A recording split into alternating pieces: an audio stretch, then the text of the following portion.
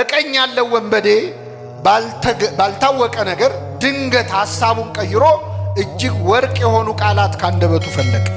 ትልቅ ጸሎት ጸለየ። ጌታ ሆይ በመንግስትህ በመጣህ ጊዜ ምን በለኝ አስበኛ።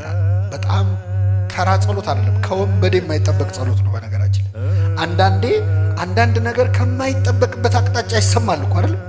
ከማንገምተው እና የወንበዴ እስከ ዛሬ ቅዳሴ አድርገን የምንቀድሰው ጸሎት ነው የጸለየው።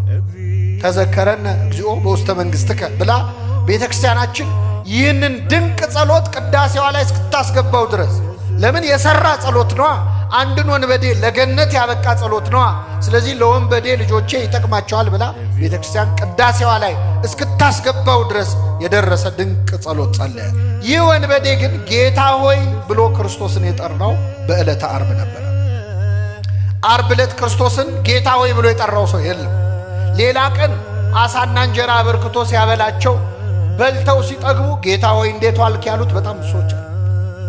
ሙት ሲያስነሳ፣ ድውይ ሲፈውስ፣ ሽባውን ሲተረትር አይተው ጌታ ሆይ ያሉት ብዙ አሉ።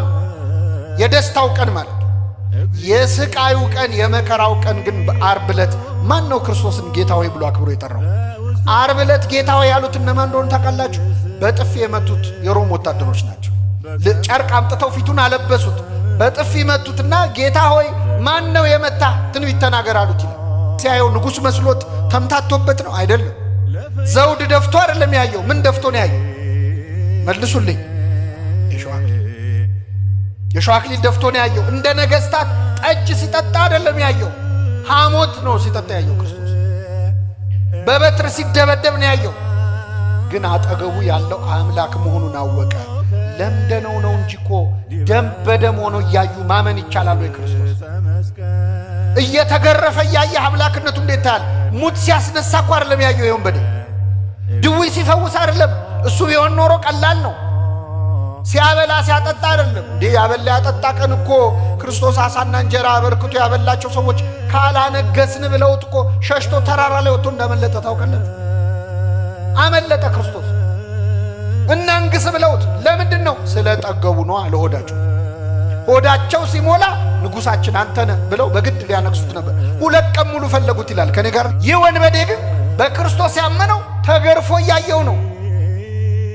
ፊቱን ውበቱን አይቶ አይደለም። ገና ሚስማሩ ከእጁ ሳይወጣ እኮ ገና ችንካሩ ልቡ ድረስ እያመመው የሚያደርጉትን አያውቁምና ይቅር በላቸው ሲል ሲሰማ ይህ ወንበዴ በክርስቶስ ርኅራኄ ውስጥ በክርስቶስ ፍቅር ውስጥ የሱ ጭካኔ ጎልቶ ታየ።